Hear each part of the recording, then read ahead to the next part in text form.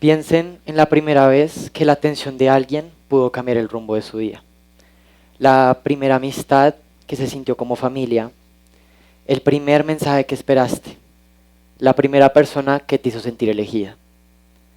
Cuando eres adolescente, las emociones no se sienten temporales, se sienten eternas. Ser ignorado puede ser la primera prueba de que tal vez nunca fuiste suficiente. Y los adultos suelen decir, ya lo superarás. Y sí, tal vez tengan razón, pero en ese momento no se siente pequeño, se siente como si lo fuera todo. Así que esta charla, pues vengo a hablar en nombre de los adolescentes, pero también quiero hablarle a los adultos que alguna vez fueron adolescentes, a los padres, a los maestros y a los hermanos mayores que tal vez se han olvidado lo mucho que pueden significar los pequeños momentos cuando eres joven. Porque sí, el dolor adolescente puede que no dure para siempre, pero mientras esté ocurriendo, es real. Esta charla es sobre la amistad, la dependencia, el dolor y el momento confuso en el que sentirse necesitado se siente exactamente igual a ser amado. Pero hay que acordarnos de algo. Nada dura para siempre. Ni la persona que te hizo cuestionar tu valor, ni la versión de ti mismo que creías que tenías que ser para ser elegido. Durante mucho tiempo me construí alrededor de las personas. Me convertí en el amigo que siempre estaba ahí, el lugar seguro del que acudían cuando su mundo se derrumbaba. Y al inicio eso se sentía bien, me hacía sentir necesitado y con el paso del tiempo eso se sintió como amor. Pero lo que yo no entendía era que sentirse necesitado y sentirse valorado no son lo mismo, porque cuando alguien depende de ti, sientes que importas. Cuando alguien te busca, te sientes especial. Cuando alguien te dice que te necesita, puede ser la prueba de que tal vez aún eres importante. Y yo sé que muchos adolescentes conocen este sentimiento. Revisas tu teléfono como si tu valor estuviera dentro de un mensaje. Y tal vez para los adultos que estén escuchando suene dramático o absurdo porque es un celular, o sea, ajá. Pero tal vez si ellos pudieran acordarse de su propia adolescencia, tal vez recordarían que el silencio de alguien podía ser más fuerte que las palabras que nunca les dijeron.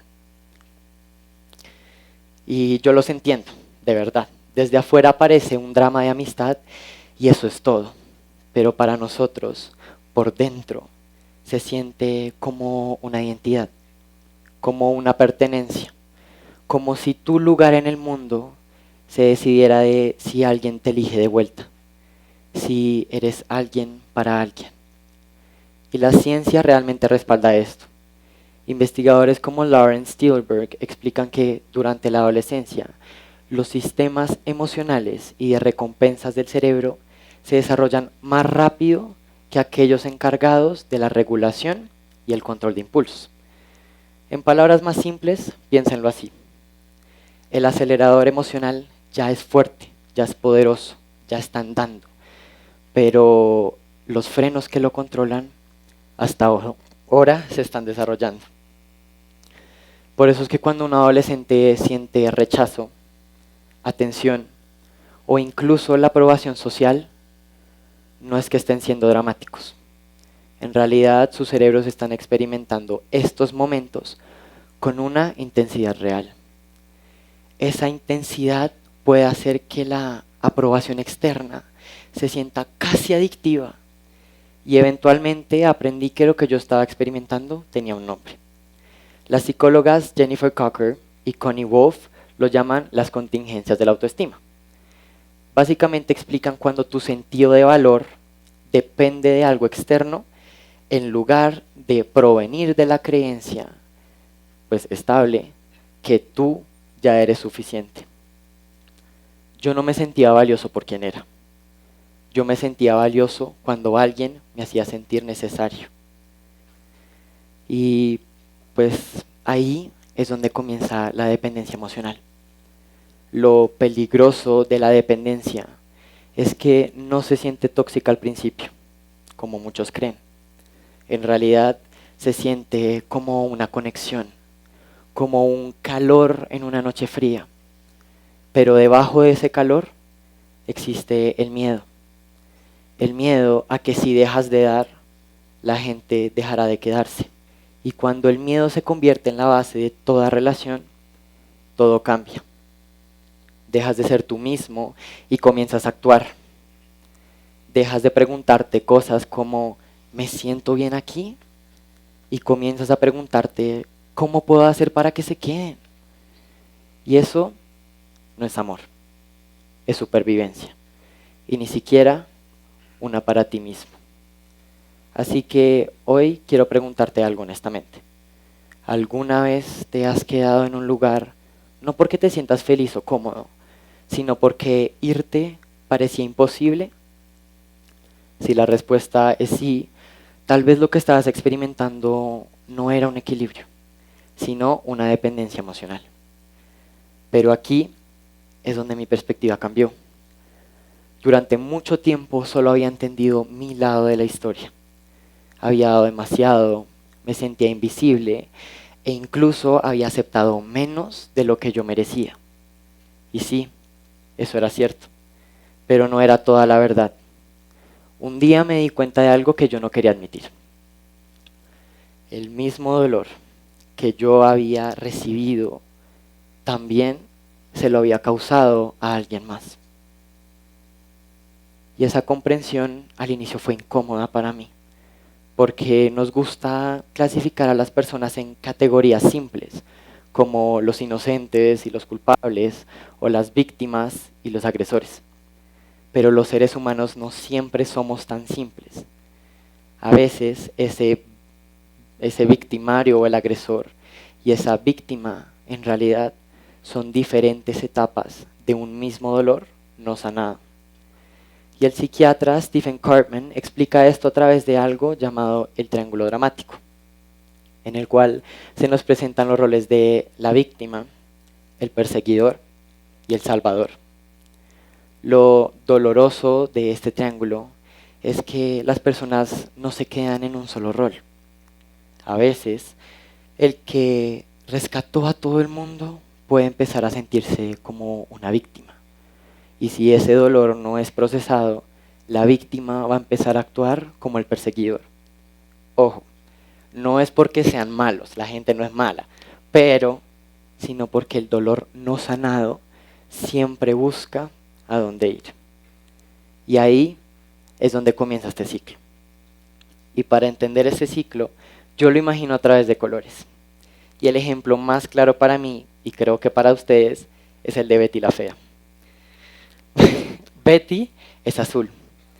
Es la persona que se siente invisible, la que da demasiado, la que espera ser elegida. Betty le da a Armando su tiempo, su lealtad e incluso su propia dignidad, esperando que así Armando finalmente la vea por su valor y la ame de vuelta. Por otro lado, Armando es rojo. Rojo es el control, es el poder, es la persona que decide cuando alguien se sienta visto o se sienta pequeño. Armando le da a Betty las migajas de su amor o incluso de su atención, de su afecto. Y ella las acepta, como hacemos muchos de nosotros. Aceptamos las migajas de atención y las llamamos amor. O como decimos acá en Colombia, o bueno, pues entre mis amigos y yo, migajeamos. Pero la cosa empieza a convertirse complicada cuando el rojo y el azul comienzan a mezclarse. Cuando Betty descubre la verdad, ella ya no es solo azul. Su tristeza empieza a convertirse en una ira fuerte. Su silencio se convierte en un poder.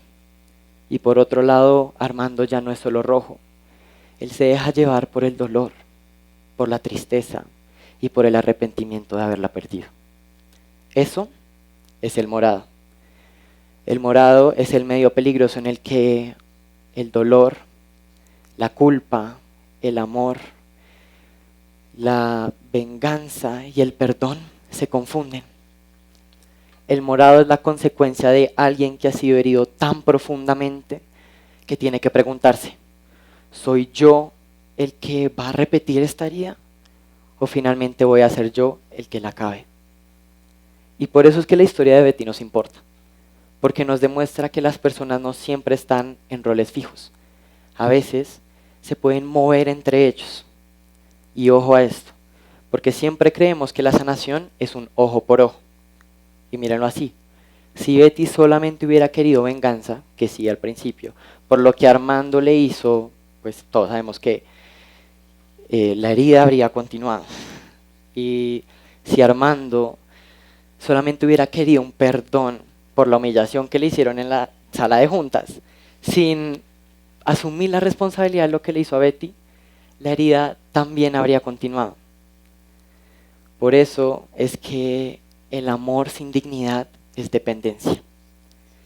Y por eso es que el perdón no siempre significa quedarse. A veces el perdón significa te libero, pero yo no elijo esto.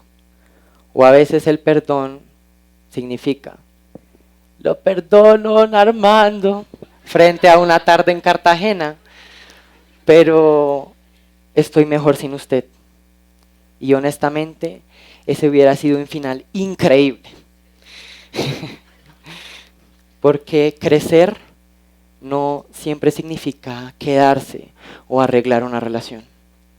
A veces crecer significa entender que tu dolor fue real, pero no tiene por qué convertirse en tu hogar. Y ese es el mensaje que quiero que escuchen los adolescentes, que nada es para siempre. Ni la persona que creías que no podías vivir ni un solo día, puede un día convertirse en un recuerdo. O el dolor que ahorita sientes permanente, puede un día convertirse en algo que no te controla. Pero también quiero que los padres y los adultos escuchen esto. No les estoy tirando, en anticipación. Solo porque el dolor adolescente sea temporal, no significa que no sea real. Los adolescentes no están siendo dramáticos porque se sientan vacíos y que busque que hacer algo, un oficio, algo, lo que sea. No, sino que ellos están aprendiendo lo que se siente la amistad, el amor, el rechazo, la pertenencia y la identidad por primera vez. Y el objetivo también es enseñarle a los adolescentes que el dolor no es para siempre, no que el dolor no importe. Y si alguien vino a tu mente mientras escuchabas esto, no lo ignores.